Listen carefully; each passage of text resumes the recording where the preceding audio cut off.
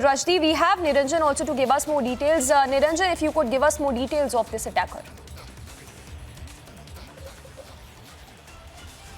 Well, we're getting the first details of of the attacker, the man who was seen attacking and later being taken away, detained by the police in New York.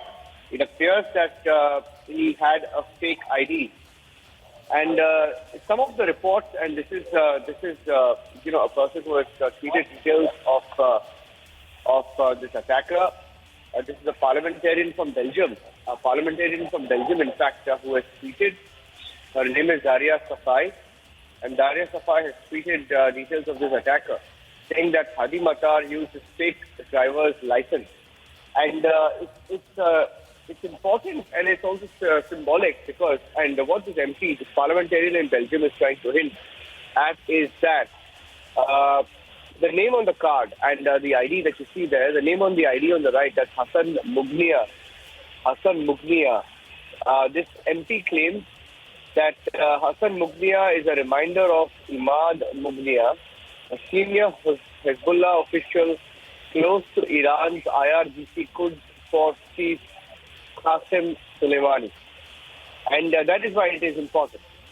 And it is important because it appears, now there's nothing on record to confirm it, and there were details to the contrary. So what we will also do is we will try and get some experts on the phone line to see how they look at this development. Because this man who's been identified as Hadi Matar, we'll get some experts on the right, strategic experts. His fake identity was Hassan Mughnia. Now, was it a symbolic fake ID that he carried to send a message, perhaps? Because Mughnia is also a reminder of Imad Mughnia. And Imad Mughnia is a senior Hezbollah official close to Qasem Soleimani. And Qasem Soleimani was killed by the American forces, as we remember. Qasem Soleimani was targeted by the Americans. He was killed in January 2020. He was assassinated. He was an Iranian high-ranking military officer. So, of course, you can't draw a direct link as of now. You can't draw a direct link. But certainly this parliamentarian, Belgian MP has tweeted about it. She's trying to hint that maybe there's much more.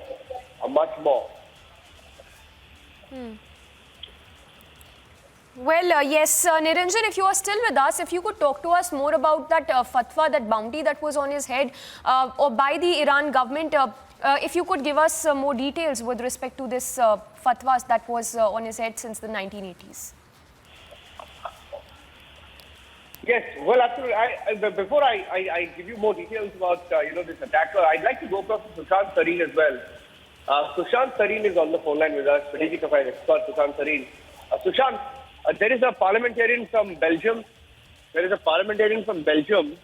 Called Daria Safai, and she has tweeted the fake ID.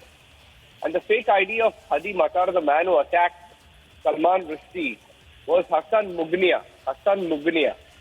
Now, Hassan Mughnia, this MP claims, is a reminder of Imad Mughnia, who is a senior Hezbollah official close to Qasem Soleimani, indirectly trying to draw the Iran link. Can I get your response to it and how you're looking at this entire fallout? Look, I think as far as I remember, Imad Mughnia had been killed by the Israelis some time back. And yes, Imad Mughnia was linked very closely to Iran and to Qasem Soleimani.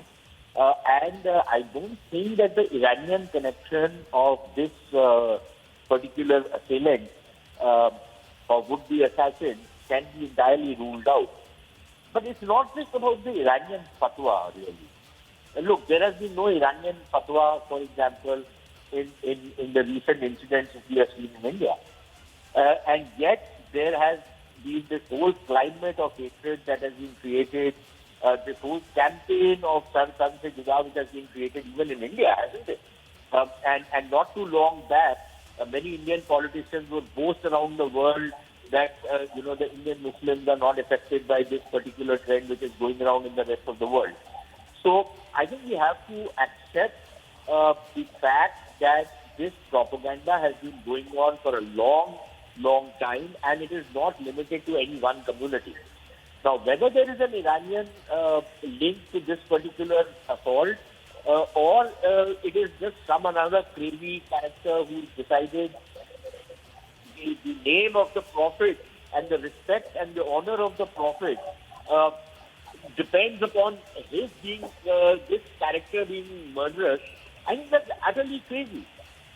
Many people in the Muslim community hold the Prophet in very high esteem, not because of these characters who go about killing people. So I think it is very important for us to understand that the kind of propaganda and the kind of a hatred cult that has been cultivated over the years is what is responsible for what has happened. Now, whether there was a direct or indirect Iranian connection is quite immaterial as far as I'm concerned. Yeah. But is there any doubt, I mean, now with the details that are emerging, is there any doubt in your mind that this was some sort of a attack as retaliation to what happened decades ago? This was certainly targeted. There's no doubt on that, right? I mean, I don't know. How do you see about, when you look at the reaction?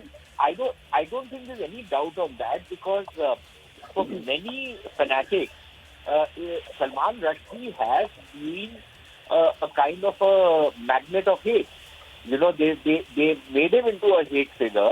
There are many people, and from what I can make out, this particular assailant would not have even been born when Salman Rushdie made the allegedly blasphemous remarks, right?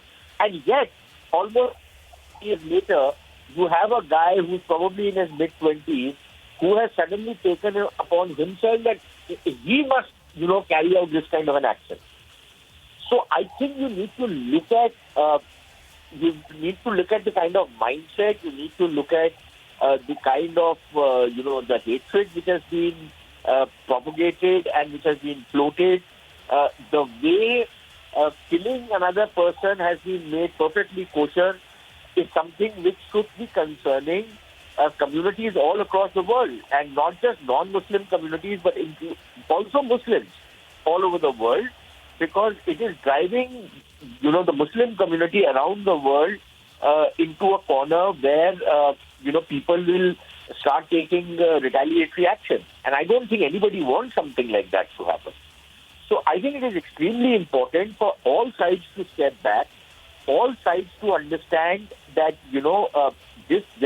there are certain behaviors which are simply not permitted, simply not acceptable to any civilized society. And I think we need to move in that particular direction. Yeah. Thank you for that, Sushant. Thank you for joining us on the broadcast. We also have Colonel Rohit Dev joining us. Colonel Rohit Dev, getting in more details, in fact, it's a Belgian MP who tweeted this, trying to draw Hezbollah and Iranian link to two generals who were, one is Imad Mughniya, and second, Qasim Soleimani, are trying to draw a link to the fake ID that was used, perhaps to hint that a message was sent out from Iran, maybe, that this was a deliberate attack. Right. So I agree with this view, and I think this Hadi Matar, the attacker, he has a lot of Iranian connection in that, he has posted on his Facebook as well of Ayatollah Khomeini and everybody else. And he has been a person at a young age who's been influenced to carry out this fatwa which was issued against Salman Rushdie in 1989 probably.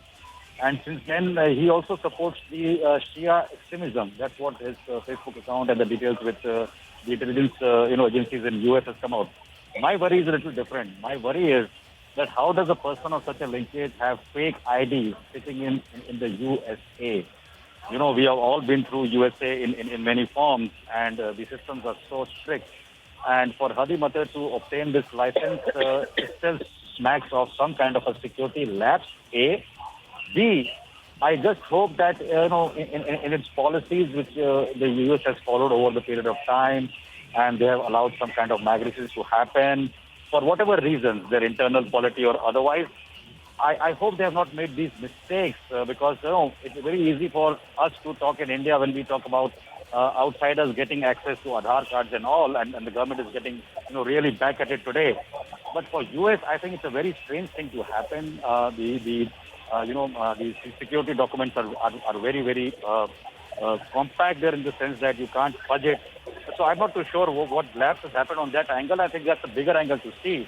But surely, Hadi Matar is a young man influenced by his, fatwa, which is given by the state in Iran.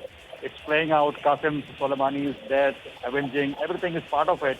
But it is just a small thing that he has gone around and hit Salman Rushdie first. Maybe this young man could have risen to some other occupation and done something more devastating in the U.S. against U.S. interests. So I think people have to see from all perspectives how these people get immigration, how the systems allow them to make fake IDs, how do they enter such a venue, which is supposed to be, in the U.S., wherever you go, there is some sense of security. Recently, I went there. Even a mall in U.S. because of the attacks that happened during the Black Lives Matter, still in the heart of Atlanta or Manhattan, you found malls to have a lot of police security. So I think U.S. has to reflect back on what it has done. I just have to interrupt you for a second. I think S. Jaishankar is speaking on Salman Rushdie. I can cut across to that. S. Jaishankar, the External Affairs Minister. Let's cut across to that. Okay, S. Jaishankar.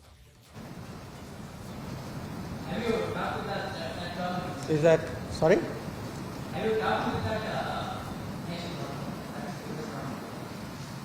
No, I've been here. I've been mainly talking to all of you. ಇಲ್ಲಿಗೆ ಕೊನೆ ಮಾಡುವ ನಮಸ್ಕಾರ ಧನ್ಯವಾದಗಳು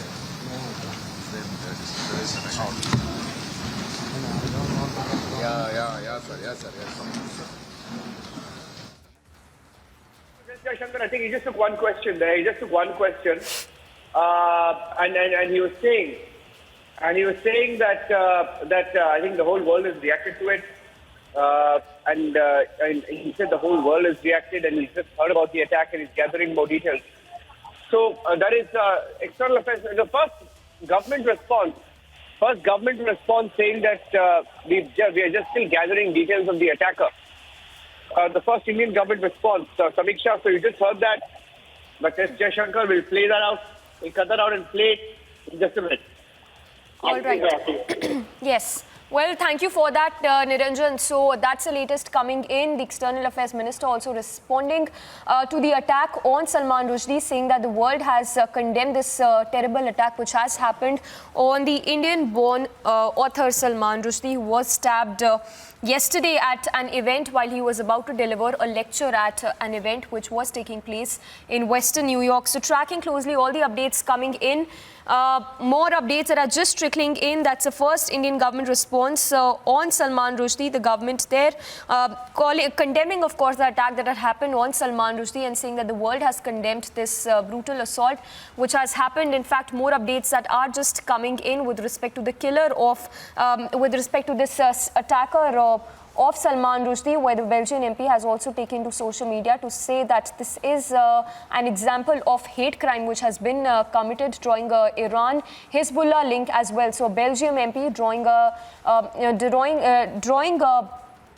link there to Iranian general killed by the US. Remember, there was a fatwa that was on Salman Rushdie's head, the fatwa that was announced by the Iran